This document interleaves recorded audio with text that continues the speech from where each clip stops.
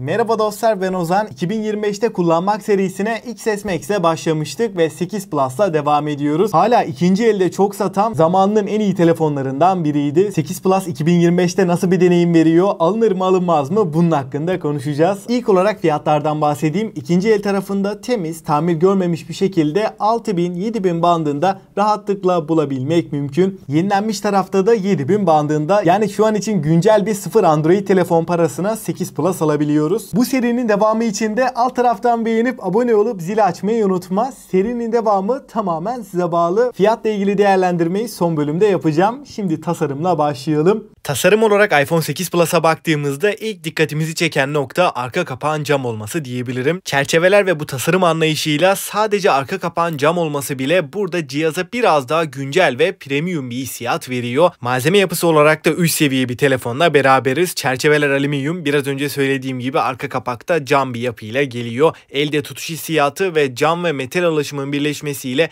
kesinlikle güven veren bir yapısının olduğunu söyleyeyim. 7.5 mm kalınlık, 202 gramlık bir ağırlığa sahip. Ön tarafta yine oldukça kalın çerçeveli home tuşu olan bir tasarım önümüze çıkıyor. Apple'ın bu klasik tasarımını sevenler de var. Yani bu çerçeveler sizin için bir problem olmuyor olabilir ama günümüz standartlarında kesinlikle geride kalan oldukça kalın çerçeveler. Ekran tarafına baktığımızda Retina IPS panel 5.5 inç Full HD çözünürlüğünde, çözünürlük olarak gayet yeterli bir ekran ve renk doygunluğu açısından da oldukça başarılı bir ekran burada kullanılmış ve bu ekranda True Tone desteğini görüyoruz. Ekran ortam ışığına göre renk dengesini ayarlayabiliyor. Bu da önemli avantajlardan biri. Ekran boyutu açısından da gayet yeterli olduğunu düşünüyorum. 8 Plus'ta içerik tüketmek, dizi film izlemek gerçekten keyifli. Tepkisellik ve ekran yenileme hızı olarak bir beklentiniz olmasın. 60 Hz standart bir panelin kullanıldığını söyleyeyim. Ekran yönünde çoğu kullanıcının beklentilerini fiyatını oranla bence hala fazlasıyla karşılayacak bir ekran 8 Plus'ta kullanılmış. Şimdi iPhone 8 Plus'ın 2025'te bile bence en iyi olduğu alanlardan birine, hatta belki de en iyisine, yani kamera tarafına bakalım. Arkada ikili kamerayı görüyoruz. Ana kameramız 12 megapiksel, f1.8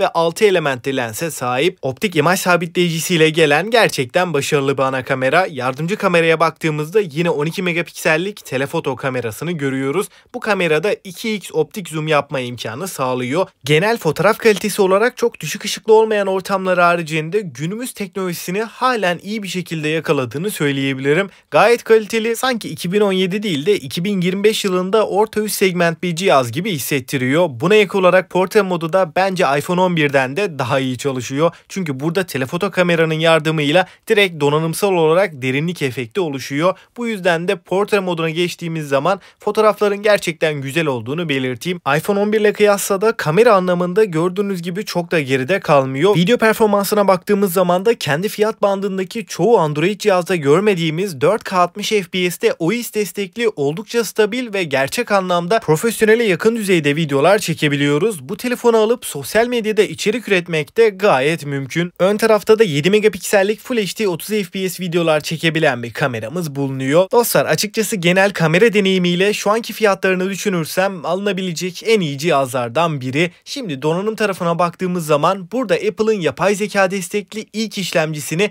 yani A11 Bionic Yonga'sını görüyoruz. Bu işlemci 3 GB RAM, 64, 128 ve 256 GB olarak 3 farklı depolamayı görüyoruz. iPhone 8 Plus genel deneyim açısından bize halen amiral gemisi bir cihaz gibi performans verdiğini kesinlikle belirtmem gerekiyor. Oyun tarafına baktığımda da PUBG gibi ağır bir oyunda akıcı grafiklerde net bir şekilde kayıpsız 60 FPS stabil bir deneyimi bize rahatlıkla veriyor. Burada ekranımızın dokuma hassasiyeti de gerçekten başarılı. Bu telefonda oyun oynamak kesinlikle keyif veriyor diyebilirim ama batarya performansı olarak çok bir beklentiniz olmasın. iPhone 8 Plus hala her türlü oyunda 2025 yılında bize oldukça iyi bir performans verebiliyor. Genel performans açısından da menüde olsun, uygulama geçişlerinde ve günlük uygulamaları kullanırken de bize herhangi bir yavaşlama, donma, takılma problemi de yaşatmıyor ve en az 2-3 yıl daha kayıpsız bir şekilde bu performansı koruyacağını düşünüyorum. Şimdi bataryadan bahsedersek iPhone 8 Plus'ta 2675 mAh batarya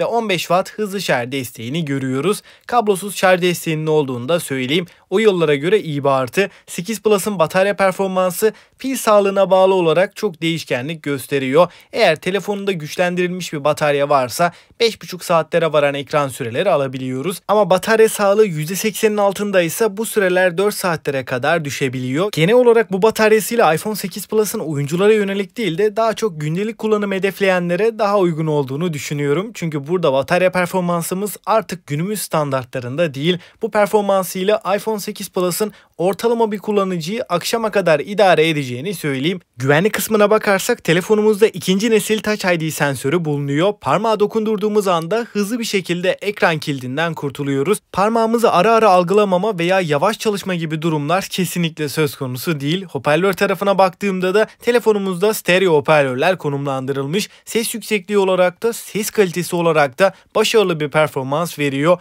Özellikle yılına oranla oyun oynarken veya dizi film izlerken seslerin nereden geldiğini anlamamız konusunda bu hoparlörler bize önemli bir avantaj sağlıyor. Yazılımda şu an iOS 16'da ve telefonumuzda herhangi bir yavaşlama söz konusu değil. Halen gayet akıcı ve stabil bir deneyim alabiliyoruz. Dostlar, şimdi en önemli kısım 8 Plus hala alınır mı derseniz, deneyimi ve fiyatıyla beraber düşündüğümde şu anda 2025 şartlarında telefon ayıracak çok bir bütçem yok. 7-8 bin bandında uygun fiyatlı bir telefon alacağım. Ama kamera benim için önemli diyorsanız açıkçası bu fiyatlarda Galaxy A05s, Redmi 12 gibi giriş seviyesi cihazlarla kıyasladığımda çok ciddi şekilde ayrışıyor. Ama 8 Plus'ın iki büyük eksisi var. En önemli eksi bence tasarım. Malzeme kalitesi hissiyat açısından hala premium hissettirse de ön taraftaki devasa çerçeveler ve home tuşu artık kabul edilemez ve iOS 16 ile beraber son güncellemesini aldı. Yani artık bir güncelleme almıyor ama ara ara güvenlik güncellemeleri gelmeye devam ediyor. Bu telefonu kullanılmaz bir hale getiriyor mu derseniz kesinlikle getirmiyor. Çünkü yazılım güncellemesi ayrı, uygulama desteği ayrı.